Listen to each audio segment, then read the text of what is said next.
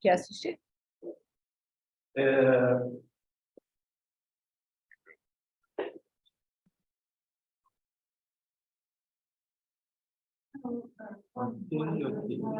Tá.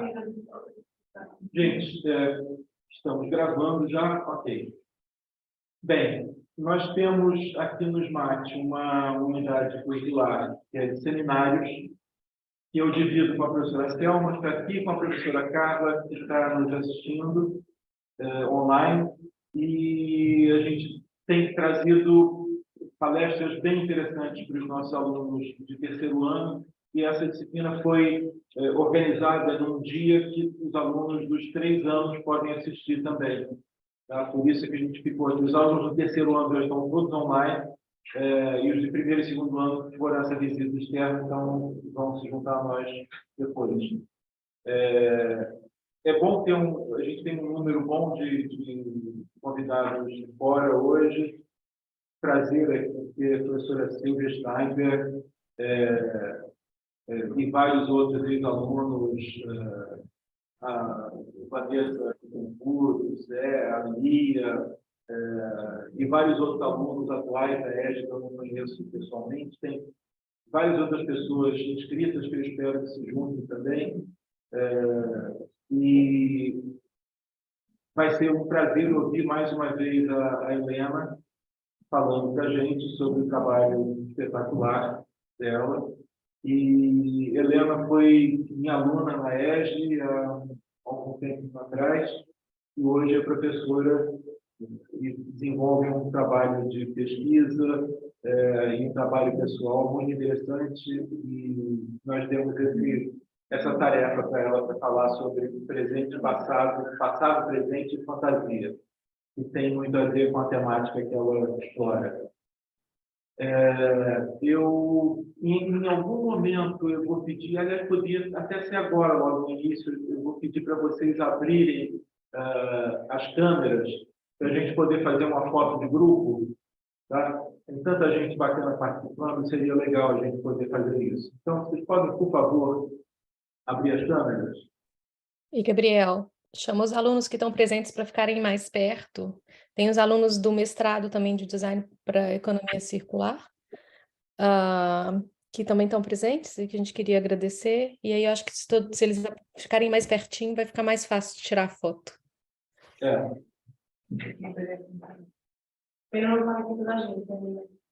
Pois é. Pelo menos a gente quer fazer uma captura do lá. Se alguém... Estou esperando os outros abrirem. Se vocês, por acaso... Se os que estão... Vocês têm que olhar para a câmera, para cá. Oi? Você tem que olhar para cá, não para o telão. Isso. Conversar com a câmera é meio estranho. Mas... Rafael, Douglas... Não, Douglas já está, né? O Douglas está com dupla câmera aí. Rafael, se vocês puderem abrir também. Se não puderem, tudo bem, vou compreender, mas só dar um minutinho para vocês abrirem a câmera. Ou se vocês... Catarina, por favor, você tem que estar com a câmera aberta.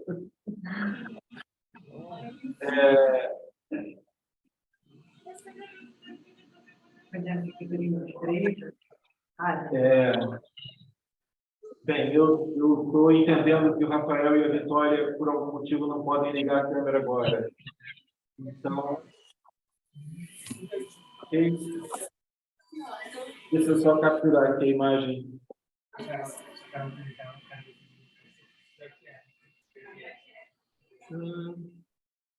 Posso fazer, Gabriel?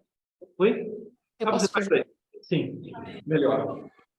Então, tá bom. Helena, the floor is yours. Lá. Peraí, deixa eu compartilhar aqui na telinha, então.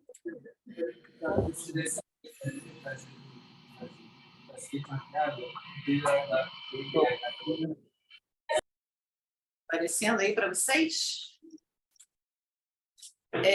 Peço perdão que eu vou deixar essa barrinha aqui aparente, porque senão eu perco a visualização de vocês. E aí, se alguém quiser falar comigo, Acho que é melhor eu poder ver.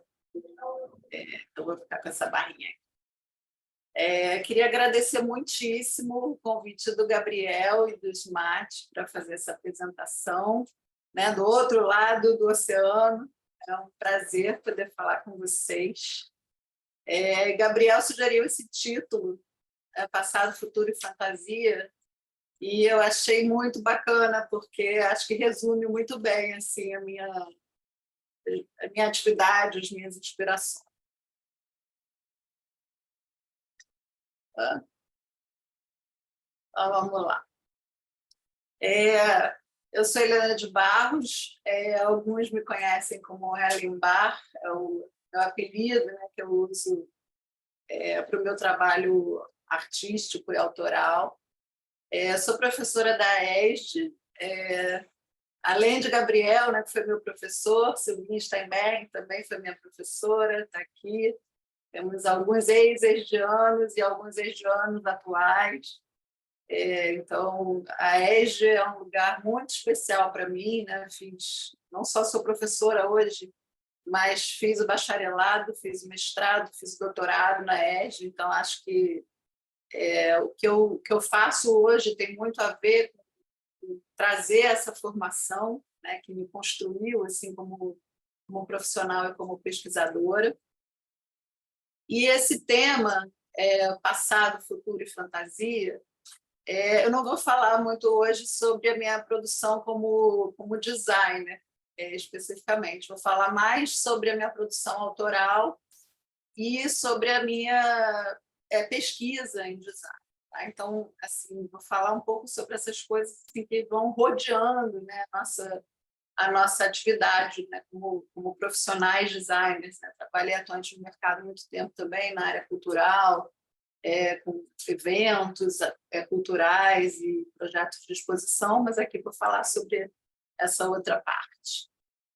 Vou focar essa apresentação principalmente na investigação de linguagens visuais, na produção criativa e expressão autoral, na poética artística baseada em fotomontagem, autorretratos, que é o que eu costumo fazer. Meu trabalho pessoal, né, todo voltado para a questão da expressão pessoal com autorretrato e para manipulação de imagem digital, daqui a pouquinho vocês vão ver melhor, através desse alter ego, né, que eu chamo de Helen Bar.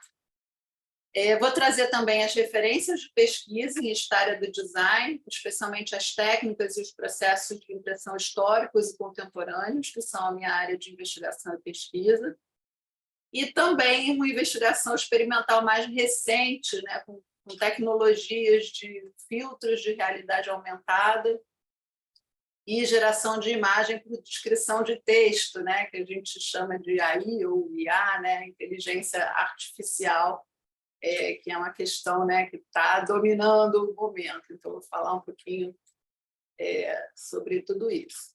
Tá? Se alguém tiver alguma dúvida, quiser interromper, fique à vontade, mas acho que depois, no final, a gente vai ter um tempinho para discutir também.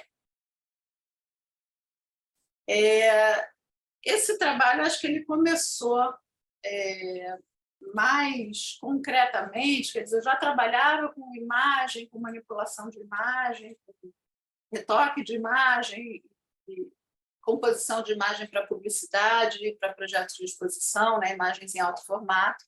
Mas esse trabalho mais autoral, com autorretratos, ele está fazendo 20 anos.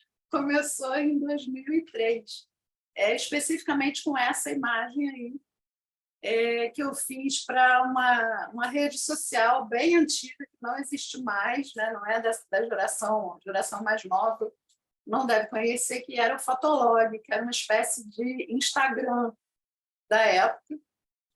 E comecei a fazer essa série de imagens sobre Alice no País das Maravilhas. Meu cabelo estava dessa cor, assim, mais vermelhão nessa época. Eu tinha feito essa fantasia para uma festa fantasia. E aí resolvi fazer essas imagens, juntando assim, algumas coisas. Aqui a cortina foi feita com a saia de um outro vestido. Comecei a fazer essa imagem e foi um trabalho que despertou muito interesse. Né? Há 20 anos atrás, acho que ainda não era tão popular esse tipo de investigação. E com o interesse, né, que eu fui tendo nessa rede social, eu fui fazendo outras e fui construindo, fui ilustrando, né, a série completa de Alice no País das Maravilhas, né, que é um clássico da literatura de 1865, mas eu trouxe essa versão assim bem contemporânea, né, com cores fortes, cores bem vibrantes, né, que tem um realismo, né, uma textura bastante fotográfica, mas ao mesmo tempo conciliando essa linguagem fantasiosa. Esse trabalho ele fez um sucesso incrível, teve uma repercussão muito maior do que eu podia imaginar na época. O Fotolog chegou a ter 1 milhão de visitas, que nessa época, né, 20 anos atrás, não era como hoje, né, que a gente tem esses fenômenos, né, de youtubers e tal. Isso é uma coisa realmente assim, muito fora, né, do esperado. Foi uma série bastante longa, eu acho que eu fiz cerca de 30 imagens ao longo de 8 anos. E foi um trabalho que me trouxe muita repercussão positiva, né? Saíram muitas matérias em jornais, em revistas, em livros de arte. E eu acho que foi muito interessante para mim, porque havia um interesse na técnica do trabalho, né? Então, também me dava a oportunidade de falar não só sobre a imagem em si, mas sobre a questão de construir imagens, né? Nesse sentido mais amplo da manipulação de imagem, né? Do que a gente faz como produtores de imagem nesse universo do design. E aí, depois disso, eu comecei, depois da Alice, acho que eu comecei a fazer outras séries onde o passado, essa inspiração em linguagens de época sempre foi muito forte para mim, são universos que eu sempre curti muito. E aí trazer, né, essa questão estética para as imagens, né, como construir imagens que têm uma referência no passado, mas que tem uma visão um pouco mais contemporânea, sempre foi uma coisa que me interessou. Essa aqui é baseada... Ui, espera aí, doutor. Calma. Calma. Eita. E... Calma. Essa foi uma série inspirada nas ilustrações de Peanuts do Alberto Vargas e também na Carmen Miranda, né, nesse excesso de bijuteria e tal. Depois fiz uma outra série inspirada em cartazes de circo do século XIX, do começo do século XX. Então, assim, já havia para mim, eu acho que esse interesse de construir imagens inspiradas, né, em universos do passado. Essas séries são bastante longas, depois, se vocês quiserem investigar, tem pelo menos 10 imagens de cada uma, tem lá no meu site, tem em alguns lugares, vocês vão encontrar na internet. Mas aí, assim, em torno de 2005, eu acho, teve uma exposição muito interessante aqui no Rio de Janeiro sobre a gráfica utópica russa, com cartazes de cinema. E eram cartazes impressos em litografia, é uma técnica que eu pouco conhecia nessa época. E eu me lembro muito bem desse cartaz especificamente, né? Ele era um cartaz bem grande, de 1,70 m, eu acho, talvez até maior, e com cores muito vibrantes, né? Eu acho que nem a reprodução digital consegue dar conta da percepção que a gente tem diante desse cartaz. E quando eu saí da exposição, eu vi que tinha reprodução do cartaz vendendo na lojinha. Eu falei, oba, que legal, né? Vou levar para casa. Só que quando eu cheguei lá foi muito decepcionante, porque as cores não tinham nada a ver, a textura não tinha nada a ver, né? Era tudo assim como se eu tivesse tirado uma parte da cor, uma parte da textura, uma parte daquela mágica da imagem que eu tinha acabado de ver. E aí isso me deixou muito intrigada, né? Como é que uma reprodução atual, contemporânea, pode ser menos interessante do que uma de 100 anos atrás, né? Esse cartaz é um cartaz de 1927 e estava perfeitamente preservado. Eu também já colecionava algumas imagens de santinhos, coisas que eu frequentava feiras de antiguidades, e isso foi um interesse que me despertou para fazer a minha pesquisa de mestrado na EST. Nessa época, eu estava interessada em entender o que trazia qualidade gráfica para uma imagem impressa, né? Especialmente considerando a imagem impressa a reprodução de um original gráfico existente. A gente tem diversas técnicas de reprodução de imagem desde o século XV até os dias de hoje. Essa foi uma proposta que todo mundo me desaconselhou a fazer, né? Uma proposta muito abrangente, né? Entender o que são as tecnologias de imagem, o que traz a qualidade gráfica e técnica, né, para a imagem a partir da investigação dessas tecnologias. Eu, de fato, estudei as tecnologias de imagem desde o século XV até os dias de hoje, mas de uma forma assim, bem rasante, né, para entender o que acontece nesses processos gráficos, né, tanto na forma de construção da imagem a partir das micropartículas, também na estratégia de interpretação de cor. Esse foi um trabalho que também teve a ideia de levantamento e constituição de uma coleção própria, porque eu queria investigar, de fato, essas imagens, queria poder tocar, entender, ver com lupa, com microscópio, então eu queria ter essas imagens muito próximas, né? Como eu já era colecionadora, comecei a construir essa coleção para ilustrar o trabalho com as principais técnicas de reprodução de imagem que a gente dispõe.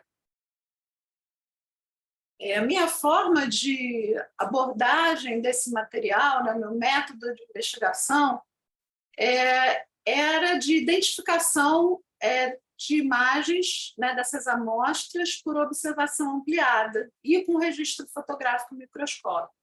Tá? Então, partia, né, de um treinamento para entender e reconhecer essas imagens, inicialmente a olho nu, depois com lupas, né, de 10, ampliação de 10 vezes, de 25 vezes, de 30 vezes, e com microscópios de mão, né, que parecem as canetinhas, mas na verdade são microscópios, já até 50 vezes de ampliação, e também fazer o registro dessas imagens com microscópios acoplados, né, na câmera do celular, que eu pudesse fazer esse registro. Nessa época, também, como as imagens eram minhas, né, eu botava elas no scanner e escaneava também. Essa ideia de fotografar com microscópio celular veio um pouco depois no doutorado.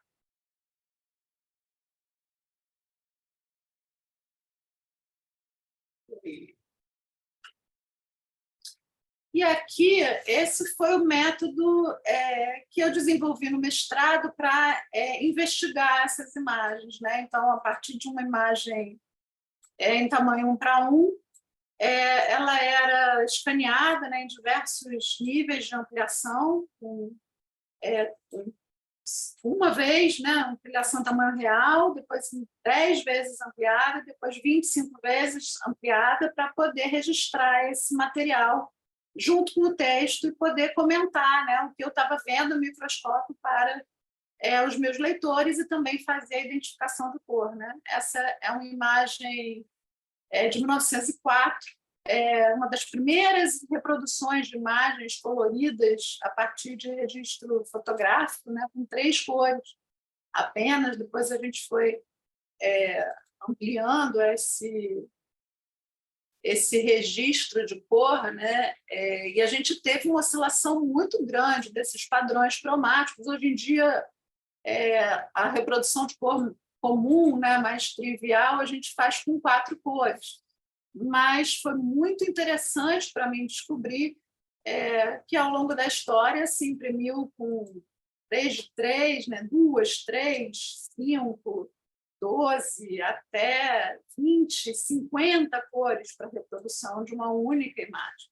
né? Então, isso dá para a gente uma compreensão assim, muito mais ampla do que é a reprodução de cor e do que são os padrões técnicos que a gente tem hoje.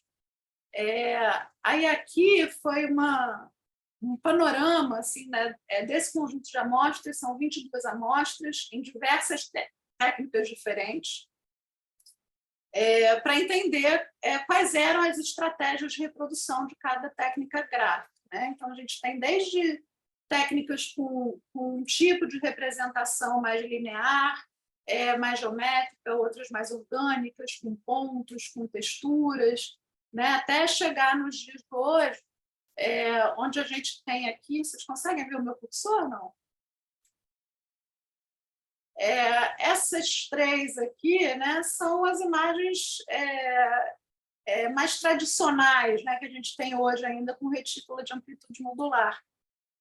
Essas aqui são mais antigas, do século XIX, e a gente vê que no mesmo nível de ampliação são imagens com mais detalhe, com mais acuidade, mais nitidez, né, onde a gente não vê esse padrão de pontos. E hoje em dia a gente já tem imagens, especialmente nas técnicas de impressão de arte, né, que são imagens reproduzidas para o arquivamento, para o comércio da arte propriamente dito, onde a gente começa a voltar a parâmetros muito próximos do que a gente tinha no século XIX, né, com pontos mais orgânicos, mais finos e que não são visíveis, né, mesmo com fatores de ampliação mais altos. Tá? A gente tem pontos também, mas hoje a tecnologia nos permite fazer pontos muito mais finos.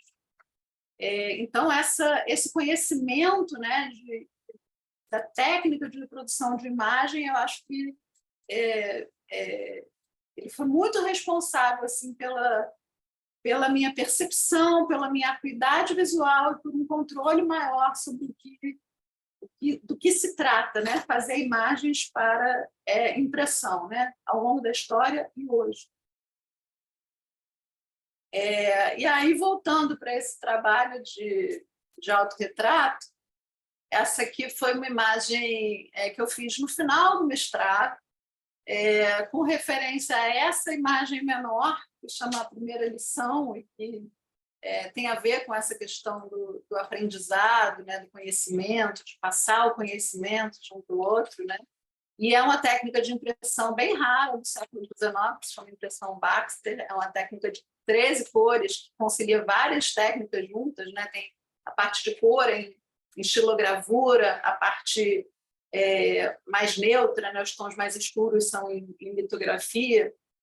Então, ela faz uma mistura de muitas técnicas, né? E representava para mim assim, uma coisa dessa busca, né? Do que é a acuidade visual. E aí, ao mesmo tempo, né, que eu estou homenageando essa imagem, meu filho tinha acabado de nascer, tinha 1 aninho, hoje tem 14 já. Ao mesmo tempo, eu coloquei ali na estante muitas das obras que eu estava conhecendo ao longo da pesquisa, né? Eu coloquei as obras que mais me despertavam assim, interesse e fascinação, eu fui buscando em antiquários e tal, a lombada, né, dos livros, e fui colocando nessa minha estante imaginária.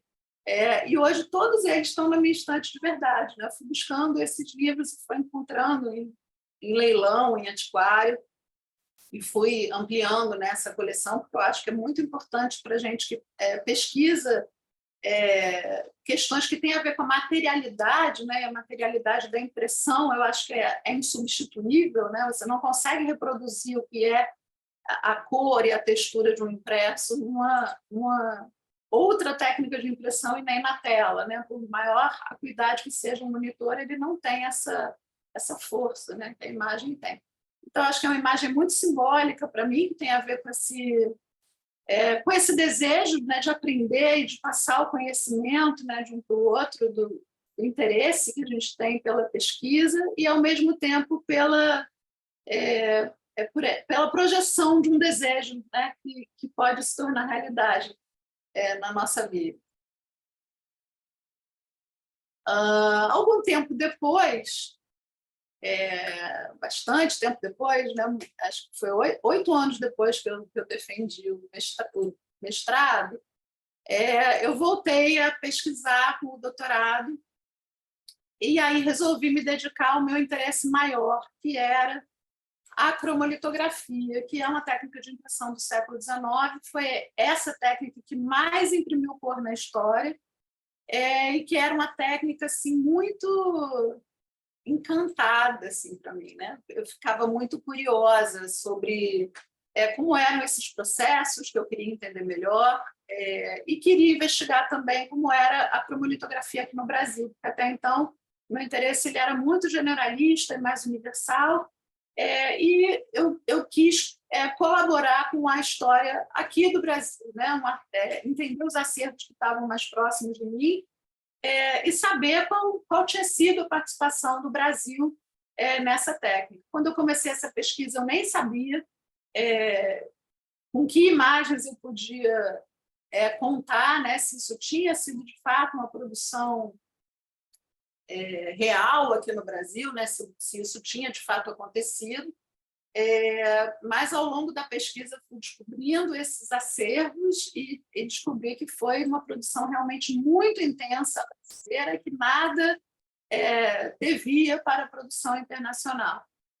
Então, aqui já foi uma abordagem um pouco diferente, né? Foi um levantamento e uma constituição de corpo de pesquisa em acervos institucionais. Comecei a pesquisar alguns acervos aqui no Rio de Janeiro e encontrei um campo muito fértil para essa pesquisa no Arquivo Nacional. São esses rótulos que estão aqui na tela, foram alguns rótulos selecionados no acervo do Arquivo Nacional. Lá tinha cerca de 1.000 e poucos rótulos, né, de produtos brasileiros do século XIX.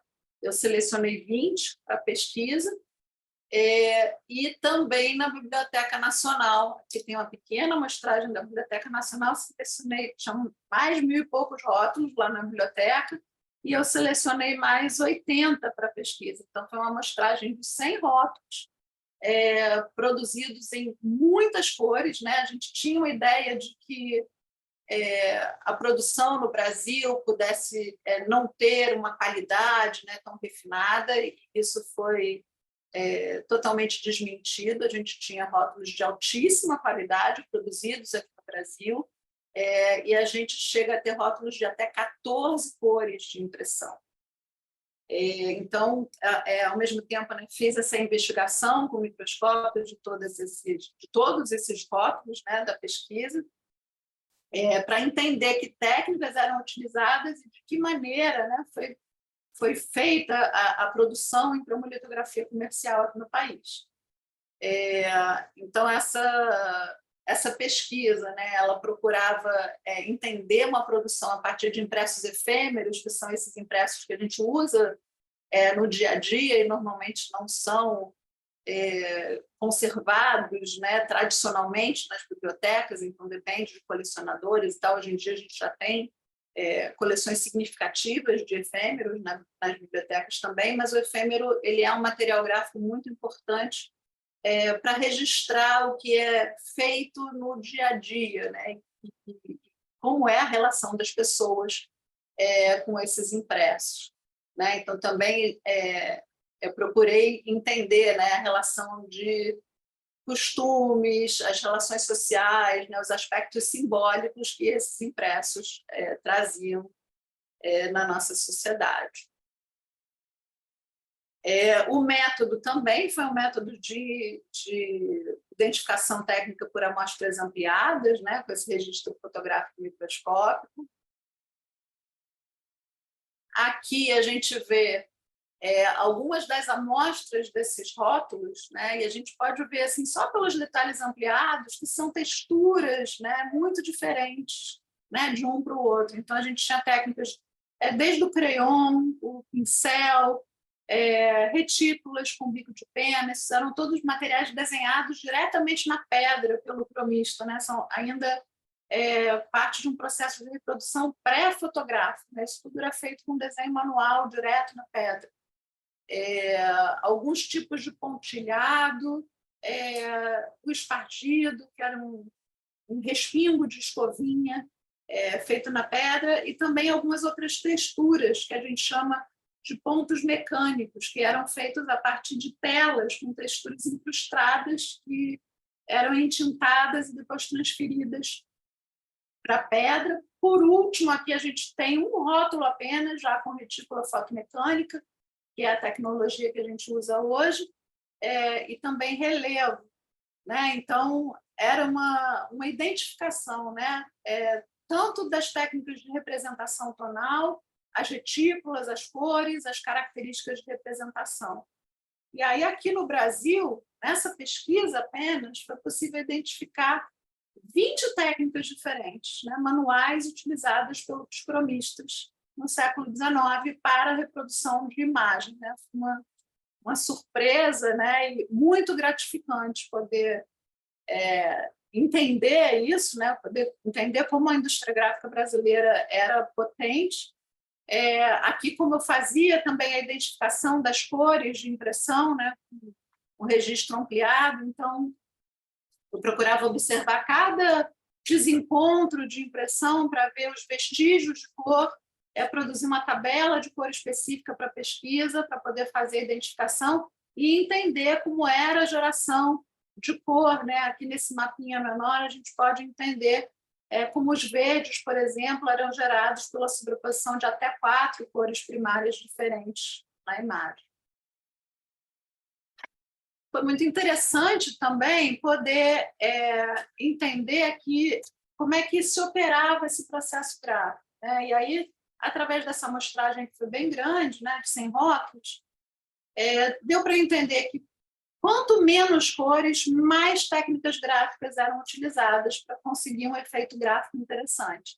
Ao passo que quanto mais cores eram utilizadas, né, quando a gente chega aqui em 14 cores, eram basicamente 3 técnicas, né, que eram técnicas de pontilhado em direções e concentrações diferentes. Né? Isso foi muito interessante também a gente perceber como que uma técnica gráfica ainda manual, né, já partia de abordagens distintas.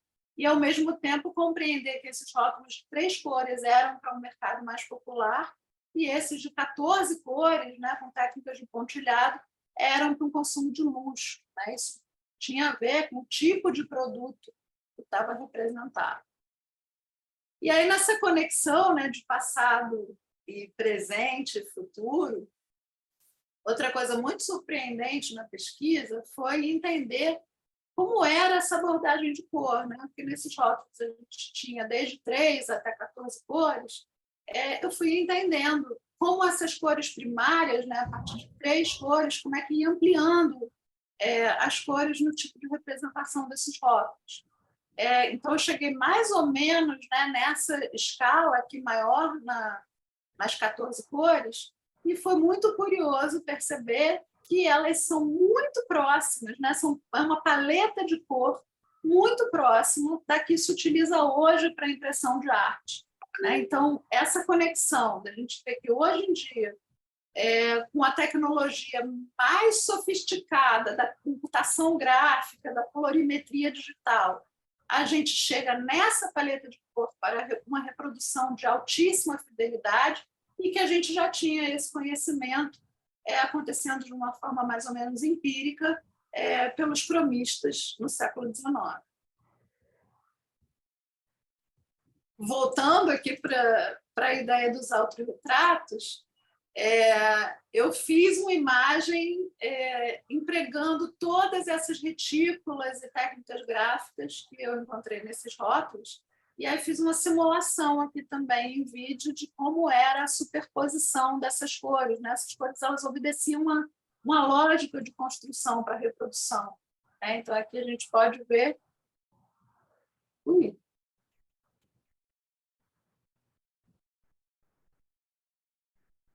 Deixa eu reproduzir lá.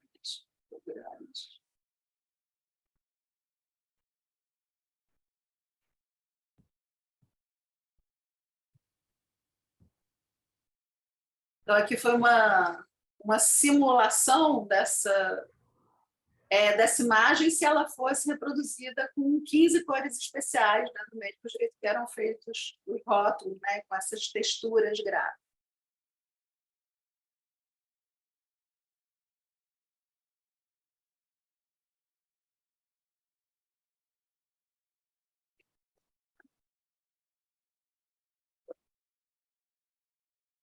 Aqui a gente já está bem mais próximo, né, no tempo. Essa imagem foi uma imagem feita em 2022, né, depois da conclusão do meu doutorado, e aí eu voltei para aquela imagem, né, que me motivou a fazer esse trabalho de pesquisa.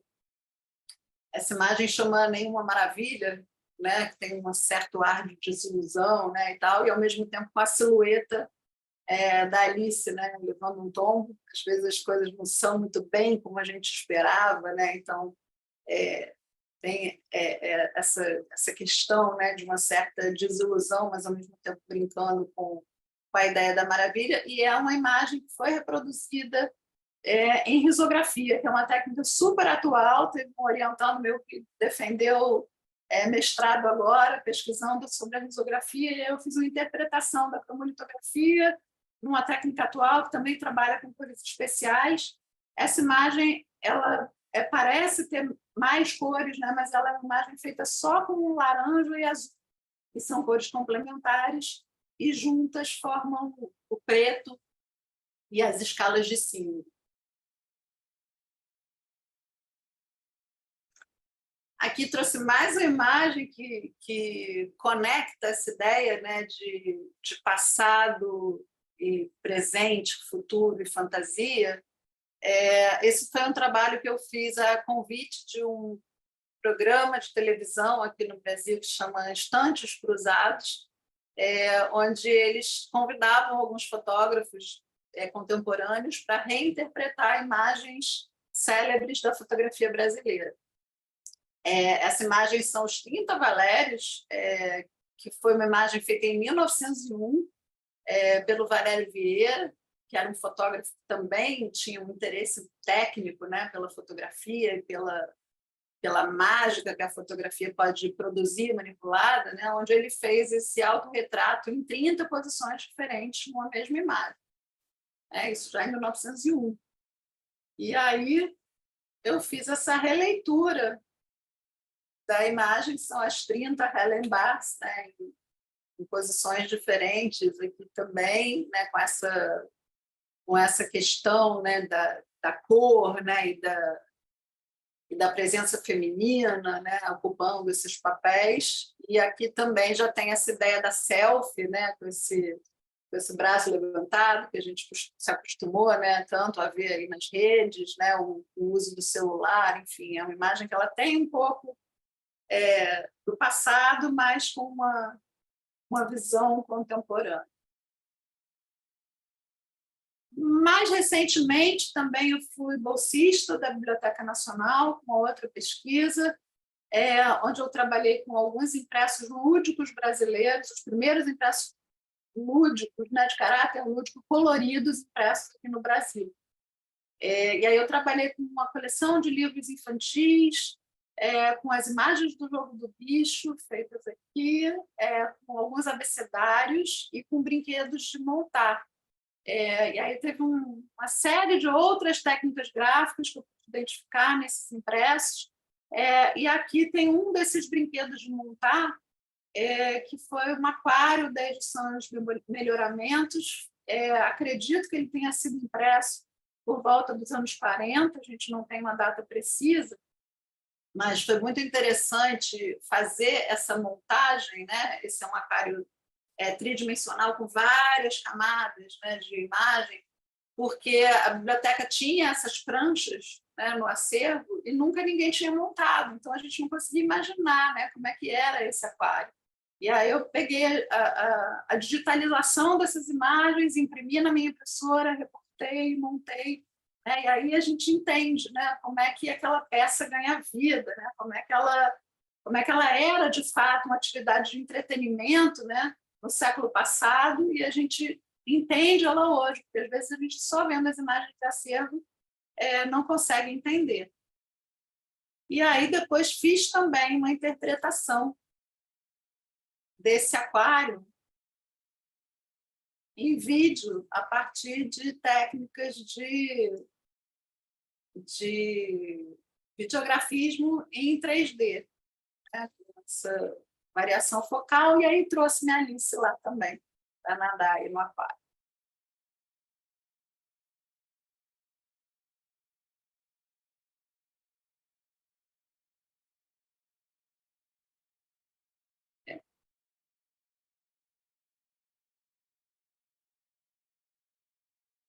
E aí, depois, isso ainda foi em 2019, eu acho, a última.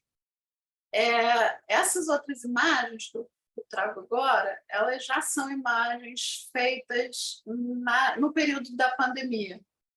E uma das coisas que eu acho que me impactou muito foi a gente ficar isolado em casa, a gente não poder sair, não poder ver a cidade, e ficar longe dos acervos, né, que eram tão importantes para a minha pesquisa. E acho que isso, toda essa questão, né, da gente ficar 2 anos tendo uma vida totalmente digital, né, da gente reduzir tanto os nossos contatos, né, acho que foi uma questão que foi muito significativa para todo mundo, e eu queria chamar a atenção para isso e também despertar interesse, né, dos estudantes e pesquisadores de como a gente pode fazer essa pesquisa remota também.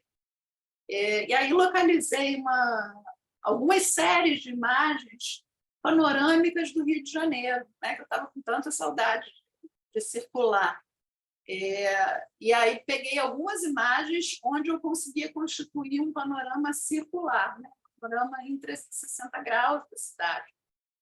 Essa foi uma técnica muito utilizada desde o século XVIII, né, a pintura de panoramas, onde a gente reconstituía uma determinada paisagem em rotundas, que era uma construção arquitetônica mesmo, circular, com uma pintura gigante, e a pessoa ia para esse lugar e tinha a ideia de estar viajando sem sair do lugar, né, de ver uma outra paisagem sem sair do lugar. E toda essa construção, né, de ideia de viajar sem sair do lugar, ver a cidade, buscar os acervos, né, remotamente, né, através dessa busca online, né, tudo isso me parecia uma forma interessante de lidar com essa questão na pandemia. Aqui a gente está com 2 vistas, uma que são 10 litografias de 1835, e outra, também outro panorama já de 1917, aqui já fotográfico, e aqui era um panorama de montar, né, um folhetinho que você montava e ele fazia essa vista circular. Aí eu reconstituí essas imagens, né, busquei elas em alta resolução, tratei, montei esse cenário para fazer um vídeo. Alguns vídeos, né, isso faz parte de uma série também. Essa série se chamava Eu Sempre Estive Aqui. E aí aproveitei essa minha ideia de personagens também para também voltar no tempo, né, e fazer essa vista da cidade a partir de imagens de acervo.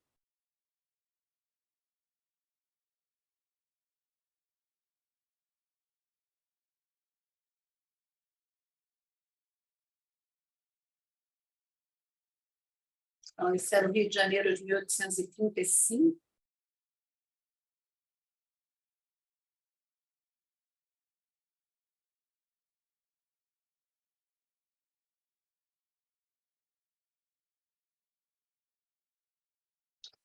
Acho que tinha também essa ideia de uma vista meio monótona, né, que tinha a ver com o que a gente estava vivenciando na pandemia, que parecia, né, uma rotina muito repetida também.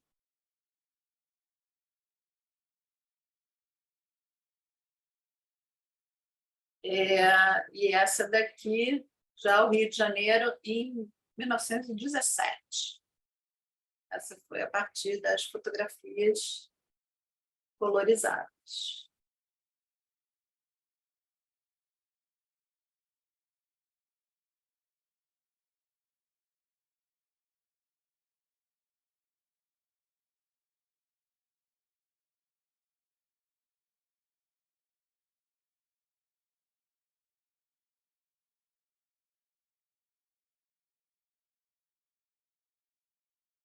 Pão de açúcar.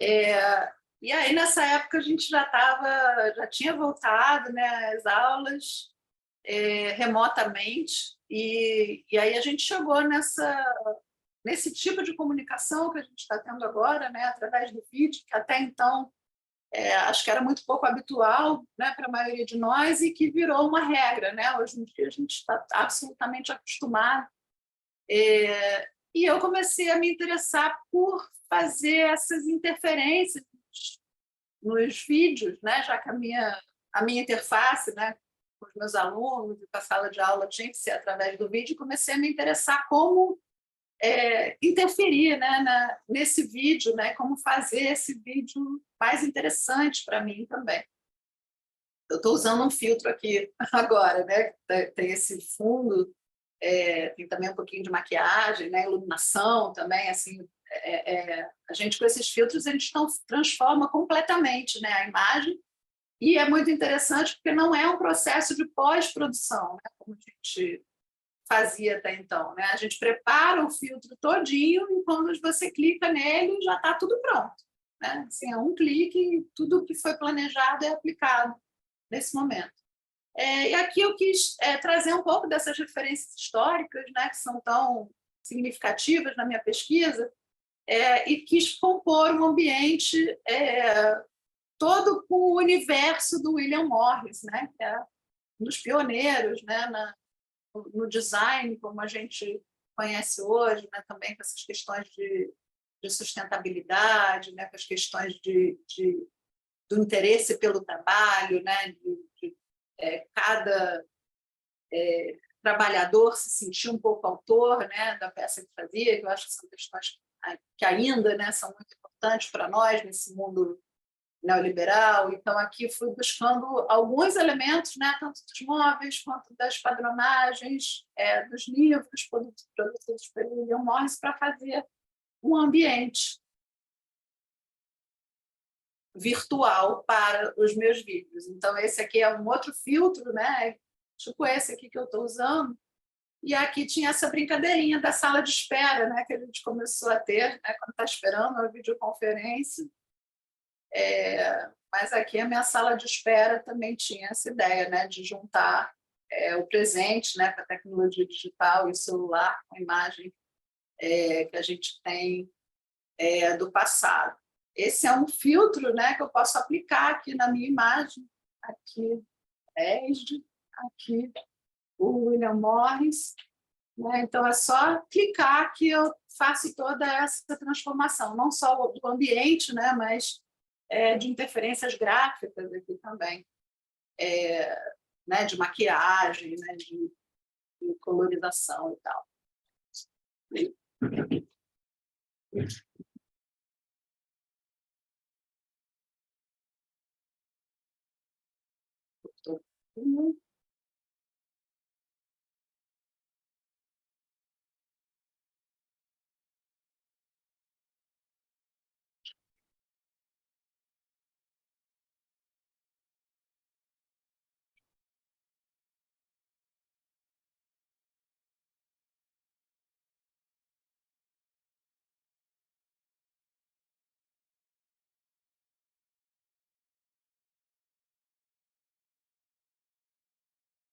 Esse foi um outro filtro que eu fiz também nessa ideia de conectar as minhas pesquisas, né, sobre técnicas de produção de imagem históricas com essa visualidade no presente, né, com essas formas de interferir graficamente nos vídeos em tempo real, né, que são esses filtros de realidade aumentada.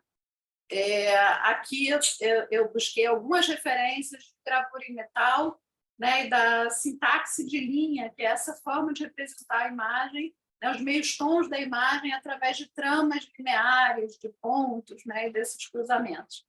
Então, aqui ó, eu tenho uma padronagem bidimensional, né, que a gente faz em alguns elementos, né, também divido o que é a pele, o que é o cílio, o que é a boca, para cada um ser aplicado diferente, e isso é animado em tempo real, né? Essas imagens elas colam no nosso rosto através de um mapeamento 3D, né? E aí elas atuam em tempo real, né? No nosso vídeo. Vou até tirar o óculos aqui para poder mostrar melhor. O óculos dá algumas distorçõezinhas. Esse foi um vídeo também, um outro filtro.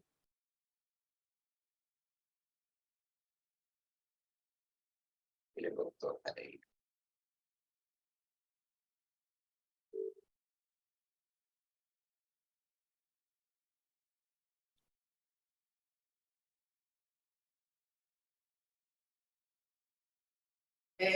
Esse foi um filtro que eu chamo de gravura viva, né? Onde a gente tem essa textura linear da gravura aplicada em tempo real na imagem.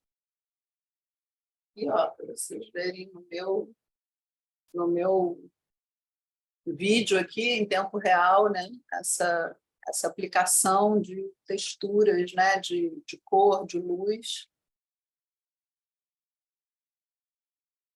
Depois fiz um outro com as retículas do Lichtenstein, então a gente praticamente vira uma animação mesmo.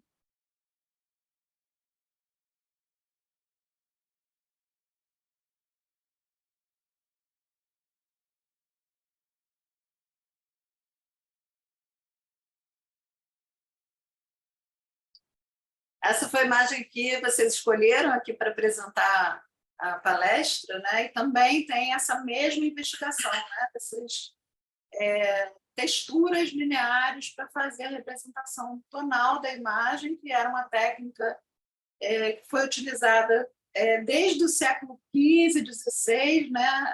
Até o século XVIII, XIX, para a reprodução de imagem comercial a uma cor na gravura em metal. Então, aqui comecei a elaborar, né, formas de transpor essa técnica, né, que era uma técnica manual gravada na chapa de cobre, para processos totalmente digitais, né, com essas tramas lineares e superposições para representar o meio tom de uma imagem fotográfica. É uma pesquisa que me interessa muito, que eu sempre vivo propondo coisas, né, para entender melhor esses resultados.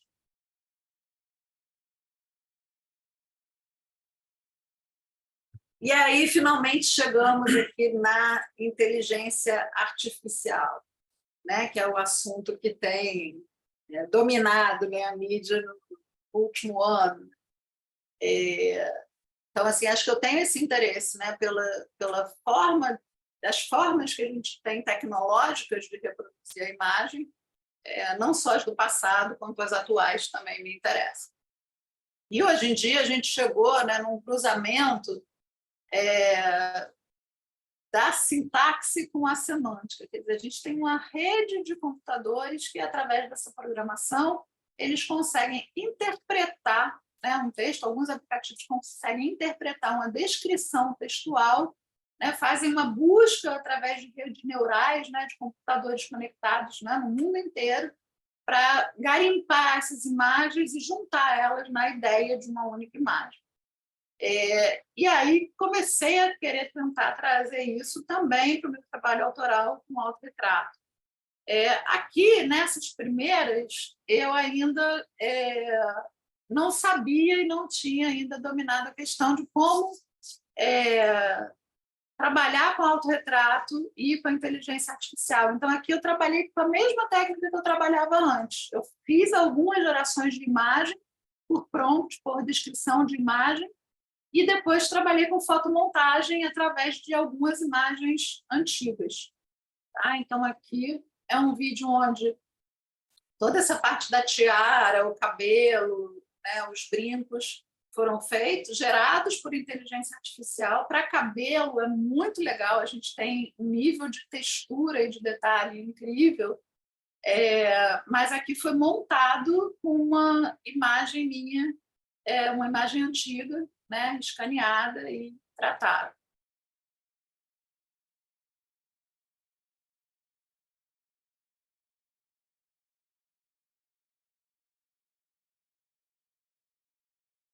Aqui o pavão, todos esses elementos, né, foi tudo gerado por inteligência artificial a partir dessa estética Art Nouveau, né? E aí a gente tem um controle muito impressionante, né, da paleta cromática, né, dos elementos que você quer tenham, né, de como você quer a organização desses elementos, mas aqui eu estou juntando resultados de 4 ou 5 imagens diferentes para compor esse vídeo. Tá? O vídeo foi montado em After Effects.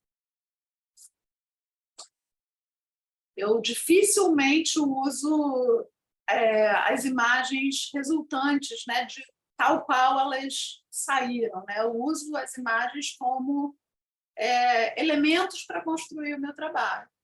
né? E a gente sabe, né, que é uma questão muito complicada, né? Que assim muitas pessoas estão vendo com maus olhos, né, essa nova tecnologia, mas acho importante a gente dizer que toda nova tecnologia sempre tem um impacto reativo, né? Foi assim com a cromolitografia, né, que ninguém aceitava como uma forma de reprodução de imagem colorida, porque a comparação direta era com a pintura, então aquilo era considerada, né, uma coisa muito superficial, de baixa qualidade. Então a gente demora um tempo razoável até a sociedade entender como aquilo pode ser utilizado de uma maneira interessante e produtiva, né, em produtos comerciais. Foi assim com a fotografia, que também estabeleceu um duelo, né, com a arte. E eu acho que a gente está vivendo essa mudança de paradigma de uma maneira muito mais intensa com a inteligência artificial, porque, de fato, é uma coisa que está substituindo muitos empregos, né, e substituindo muito contato humano que a gente precisa no dia a dia. Então, essa eu acho que é uma preocupação que, de fato, a gente precisa ter, né, como a gente entender a tecnologia num sentido crítico e como a gente utilizar ela para a implementação da nossa sociedade, para as necessidades que a gente tem no nosso dia a dia. Mas, ao mesmo tempo, eu acho que é uma forma, uma ferramenta muito útil criativamente, que a gente pode trabalhar com ela e que eu acho que assim, nessa área criativa, eu acho que se a gente aprende a lidar com a inteligência artificial, ela vira novas possibilidades, né? Um novo fluxo de trabalho e com possibilidades muito diferenciadas do que a gente tinha antes. Esse foi um outro vídeo também montado com imagens geradas por inteligência artificial e com imagens fotográficas reais, né, que eu tinha de álbuns antigos, né? Então aqui eu trabalhei com imagem que eu tinha minha de 4 anos de idade, que foi restaurada por inteligência artificial. Ela era uma imagem de muito baixa qualidade, então ela foi regerada, né, com maior definição por inteligência artificial, foi colorizada manualmente e foi mixada com elementos de inteligência artificial, especialmente cabelo, penteado, vestido. O cenário foi gerado por inteligência artificial, também tudo por descrição de texto, né, até chegar nesse resultado que é montado de várias imagens juntas.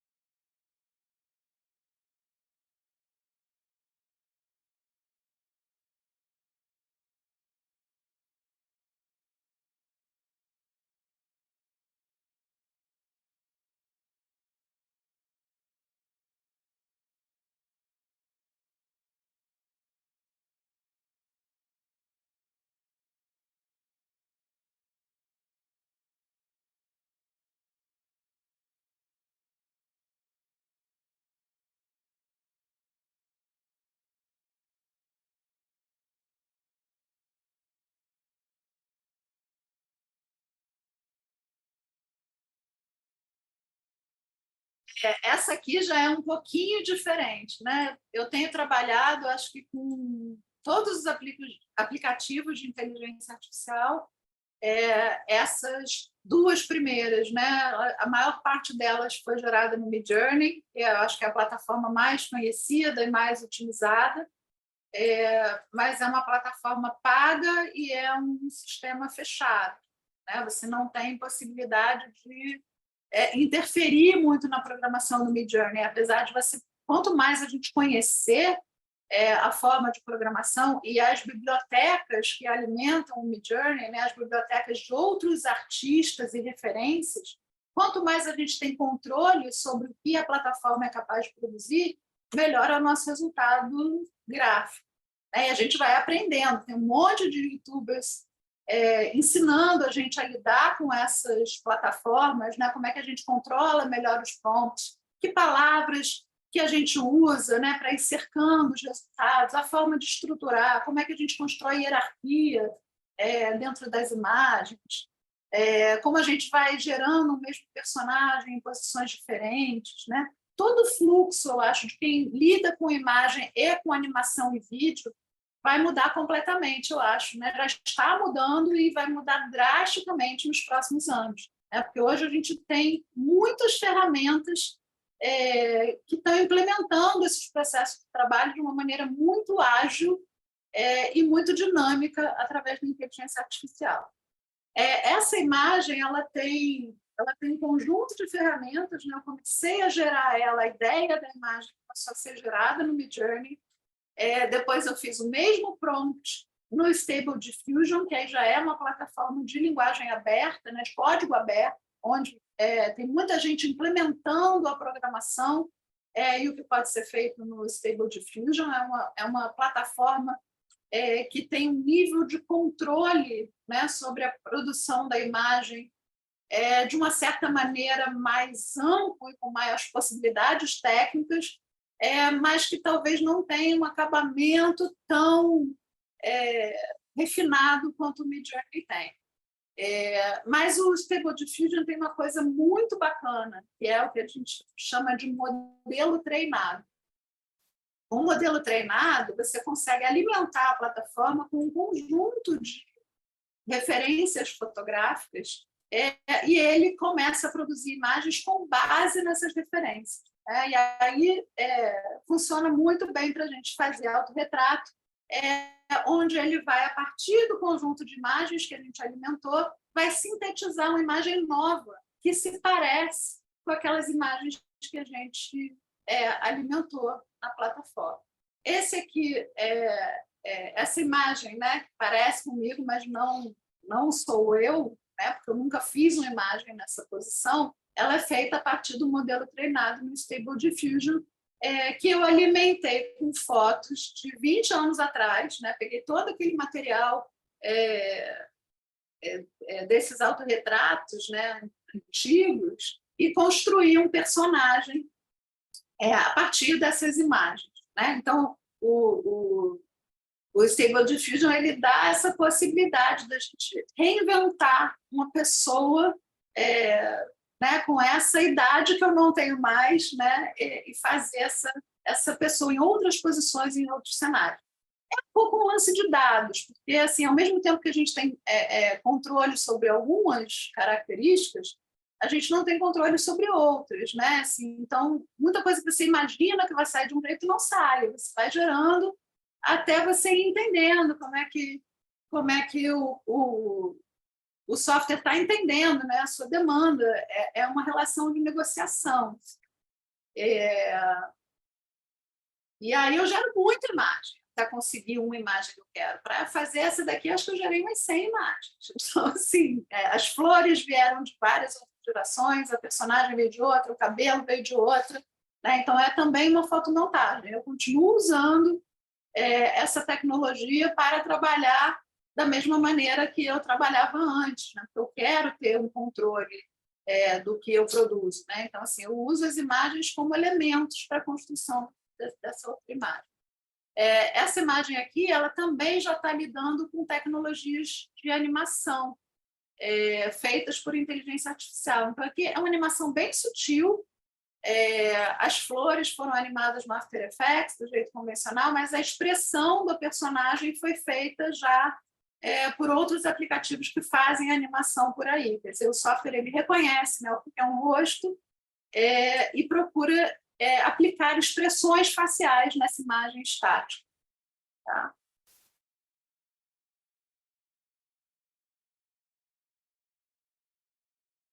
Vou deixar grande para a gente ver legal.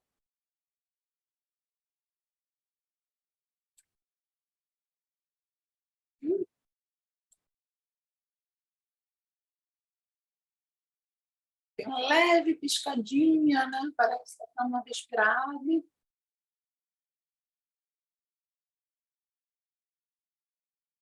Essa animação da expressão já foi feita por inteligência artificial.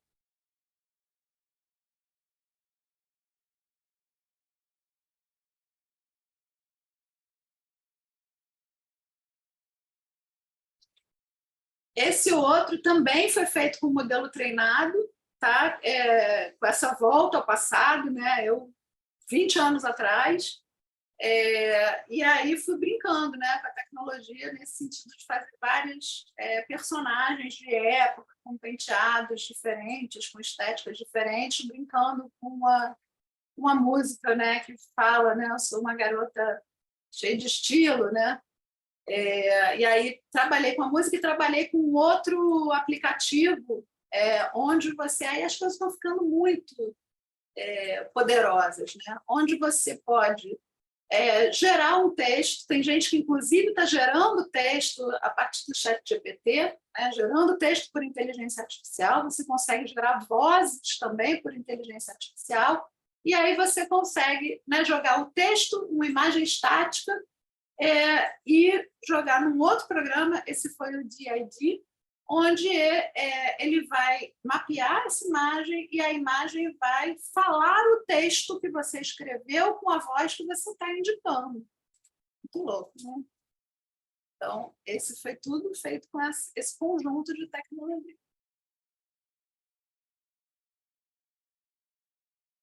I am a very stylish girl.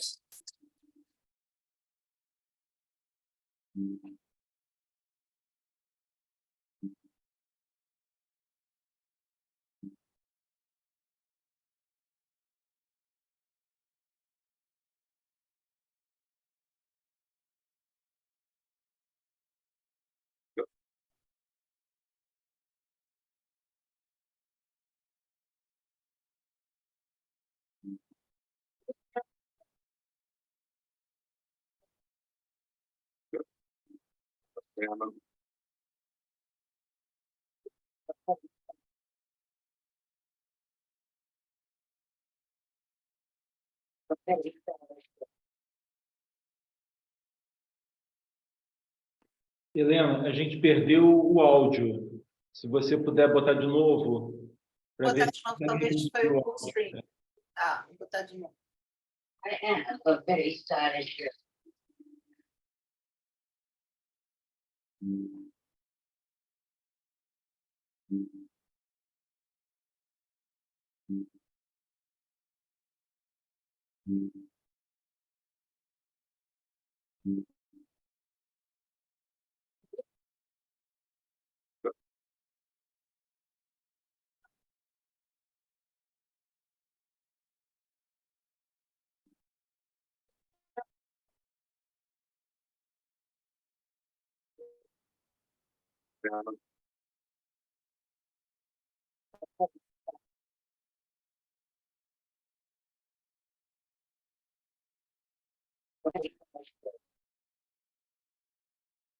Foi?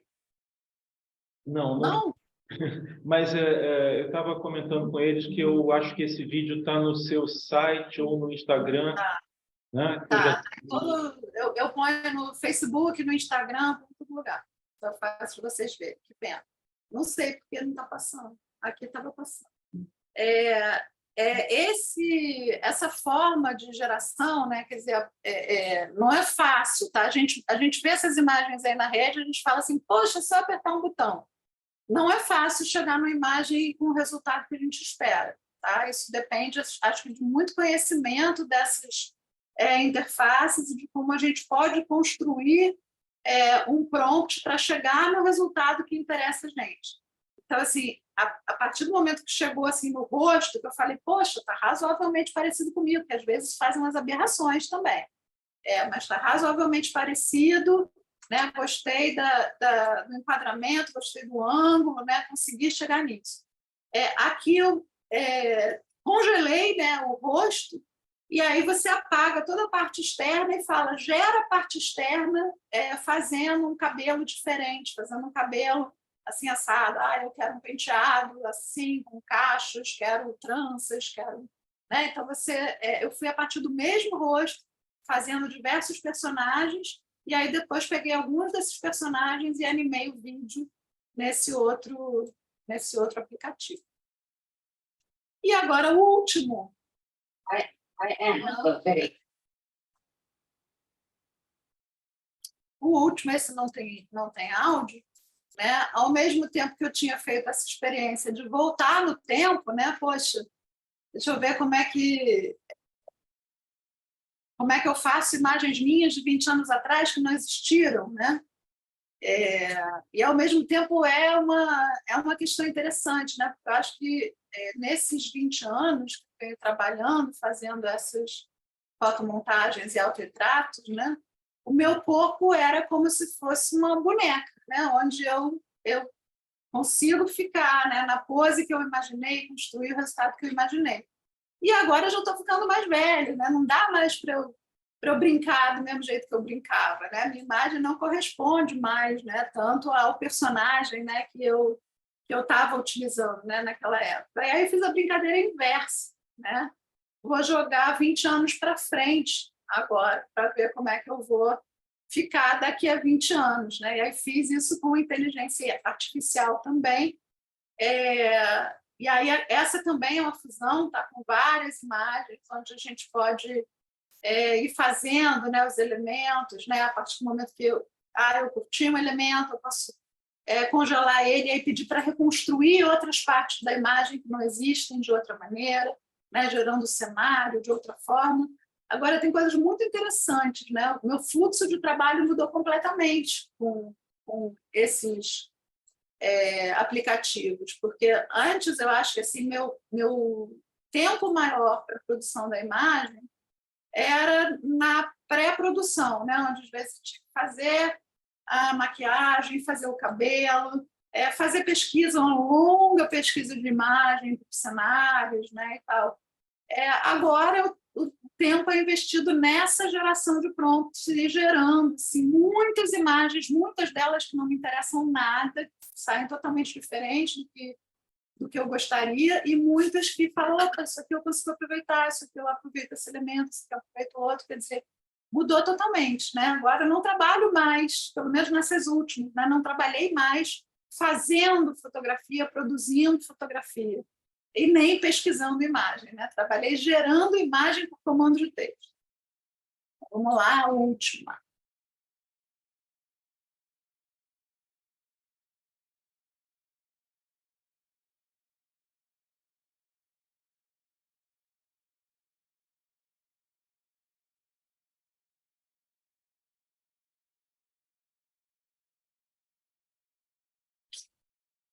Pronto.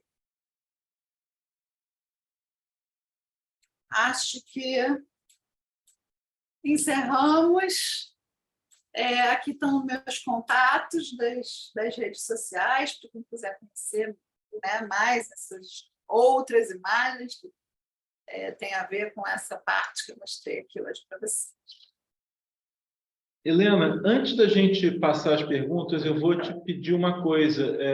Eu vou ampliar a tua imagem aqui, já que a gente está gravando, para você, mais uma vez, mostrar os filtros. Espera aí, deixa eu fixar a tua imagem aqui. Deixa eu ampliar a tua imagem.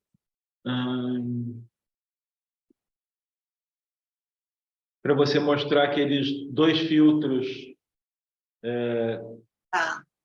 que você tinha mostrado. Esse é o William Morris, deixa eu tirar os blocos das distorções minhas. Esse é o universo William Morris. Esse aqui foi outro que eu preparei para aula de tipografia. Esse é o da gravura. Então, a gente vira uma animação, né? Praticamente isso. E o Liechtenstein.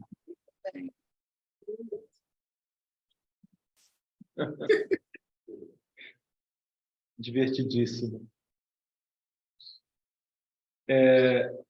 E prático, porque eu acordava assim, se acordar para dar aula, né? E aí ter que se preparar em casa, aí já ter a maquiagem aplicada, assim, é muito bom. Então, deixa eu me resolver com as câmeras aqui também. Tá. Obrigada, Dan.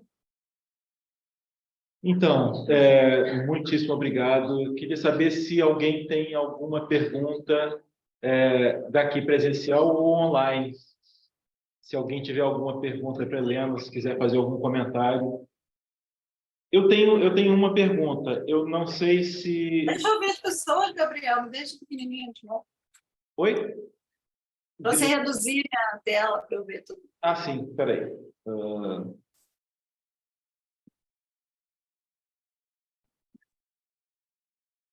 Pronto. Obrigada, Douglas. Obrigada, Vanessa. A gente tem poucas pessoas aqui presencialmente, mas que estão aqui curtindo a tua apresentação. E temos ela gravada para que os nossos outros alunos possam assistir.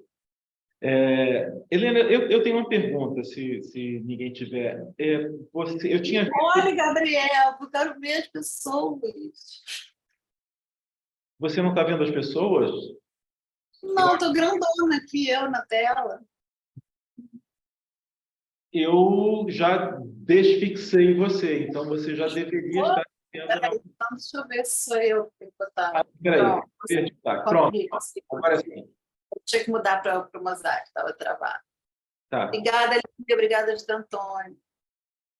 E eu tenho uma pergunta. Eu tinha visto que o Luiz Velho tinha se inscrito também, ele acabou não conseguindo participar. Você tem interagido? O Luiz Velho foi um divisor de águas, né? Porque eu já estava investigando, né, algumas dessas coisas, mas o modelo treinado eu devo ao Luiz Velho, porque eles deram uma palestra, né, lá na ESG, o Luiz Velho, o Matteo Morricone e o Bernardo Alovato. Eles deram uma palestra na ESG sobre inteligência artificial e mostraram, né, algumas das possibilidades que a gente tinha nesses aplicativos diferentes, né?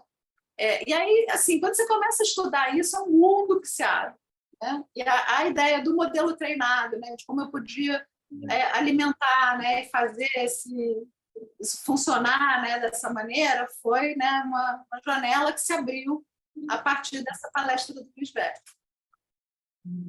Eu perguntei isso porque as pessoas aqui não sabem, mas o Luiz Velho é um designer que virou matemático. Ele é investigador na área de visualização de imagem no Instituto de Matemática Pura e Aplicada. Então, é um enorme, grande conhecedor dessa área. E eu fiquei curioso com o fato dele ter aparecido aqui entre os inscritos. Ele depois certamente vai poder assistir isso. Mas, que mais? Alguém tem alguma pergunta? Eu queria só fazer um comentário. Eu acho impossível não se encantar com o trabalho de Helena, não só pela paixão com que ela faz essas coisas, como pela capacidade de mergulhar nas técnicas a ponto de ter o domínio de cada item. Então, se algum dia já se imprimiu a 50 cores, hoje em dia se faz a 50 mãos e a 50 posts. Então, é inacreditável. É muito impressionante. Cada vez que eu acompanho o trabalho, mesmo já tendo visto alguns, eu vou me apaixonando cada vez mais, porque é contagiante. Parabéns, é lindíssimo, uma oportunidade incrível. Que os alunos aí em Portugal se inspirem com tudo isso, porque é impossível não se encantar e não gerar uma curiosidade absurda, porque cada item apresentado é um mundo, é um universo paralelo a ser investigado, né? E Helena apresentou uma dezena de técnicas, não foi só uma coisa. Então, é muito interessante. Parabéns por essa trajetória que não vai terminar, né? É um moto contínuo, né? E a gente que a conhece há mais tempo, né, Silvinha, sabe que tem muito mais além disso que ela mostrou. Desde o trabalho dela na faculdade, que ela não era nem objetivo, nem teve a possibilidade. Tem uma coisa que eu acho muito curiosa sobre a trajetória da Helena, é que, Helena, você fez o curso em 4 ou 5 anos na ESG? 5 anos. Não, eu queria falar que Silvinha é uma das responsáveis, né, por essa curiosidade, por essas investigações, né? A ideia das cores complementares, que virou uma investigação assim, muito longa, né, na minha vida, né, que é uma das coisas que eu pesquiso muito, e até a pesquisa de cor mesmo. Né? Eu me lembro de um dia que eu estava lá na ESG, Silvia pegou uma revista assim para mim e mostrou, era um botão de verde e roxo, de um girassol, assim, nem sei se ela lembra, mas ela falou, aqui, ó, 2 cores. E eu fiquei assim, encantada com aquilo, né? Então, assim, isso acho que é muito legal, né? Como um professor abre um caminho para a gente, né? Porque mostra a coisa certa para a pessoa certa na hora certa, né? E aquilo ali transforma. O que eu acho Helena, sem falsa modéstia, você fez uma mudança de patamar no ensino de toda essa questão das cores. É alguma coisa especialíssima, é uma mudança de patamar, é outro paradigma, né? Então, isso é interessantíssimo. Parabéns, as novas gerações sempre à frente. É minha aluna agora, ó, que bom, que a gente está mantendo a tradição aqui, ó, dos professores que saem provocando, né, os alunos, igual vocês fizeram comigo. Mas o que eu ia comentar é que eu acho um fato curioso da trajetória da Helena como aluna de graduação, aqui chama-se licenciatura. A licenciatura, na época que ela fez, era de 5 anos. Nos primeiros 4 anos, era um momento que o design estava se informatizando. Então, todo mundo só queria trabalhar com computador. E a Helena se recusou a trabalhar com computador até o final do 4º ano. E quando chegou no 5º ano, no trabalho de conclusão, ela disse, agora é a hora. E aí ela resolveu que estava na hora dela aprender a trabalhar com Photoshop, a fazer fotomontagem. Mas ela não foi trabalhar com Photoshop para manipular a imagem, simplesmente para editar uma imagem. Ela foi trabalhar com fotomontagem, já de saída, com fotomontagens elaboradíssimas e com programas de desenvolvimento de tipografia e com estudo de tipografia manuscrita. É um trabalho espetacular dela de final de curso. Então, tem essa característica desde sempre, né? Por isso que Sofrido, foi muito sofrido. Naquela época a gente aprendia lendo manual, né? Não tinha youtuber para ensinar. Não tinha youtuber. Foi um parto, foi bem difícil, mas assim, são os desafios, né, que a gente se propõe na vida e que fazem a gente se encontrar, né? Eu ia fazer produto, né? Não ia fazer nada disso. Aí na última hora, assim, falei, não encontro emprego, não encontro estágio, ninguém quer mais quem não sabe mexer com computador, né, naquela época. E aí fui aprender, né? Foi difícil para Betel. Saiu. Helena, eu só queria lembrar que o primeiro trabalho que eu vi seu sobre Alice foi em 93, 10 anos antes da sua apresentação, foi no Projeto Pavão. Você apresentou quatro pinturas. Aí chegou ali e entregou tudo. A gente estava preservando as datas aqui. 93 ou 94, se eu não me engano. Foi isso mesmo. E é bacana ali, porque os alunos hoje, o Projeto Pavão teve uma vida muito longa na EGS, né? Era um projeto dos alunos mostrarem sua produção extracurricular, né? Que gostava de fazer fora do curso. E aí eu desenhava, né? Fazia desenho, né? Pastel. A gente teve muitas edições e hoje os alunos estão perguntando assim, como é que era o Projeto Pavão, né? Parou de ter e aí eles estão querendo voltar, né? E como é bacana, né? A gente conhecer, né, o que as outras pessoas fazem ali fora da sala de aula, né? Como a gente entende, né, os nossos colegas de outra maneira, como a gente tem ideia para fazer outras coisas, como a gente se junta, né, para fazer outras coisas. Acho muito bacana. Gente, mais alguma pergunta dos que estão aqui ou dos que estão online? Se alguém tiver mais alguma pergunta online, pode abrir o microfone e falar também. Acho que só mais um comentáriozinho, se é possível, Diga dizer lá.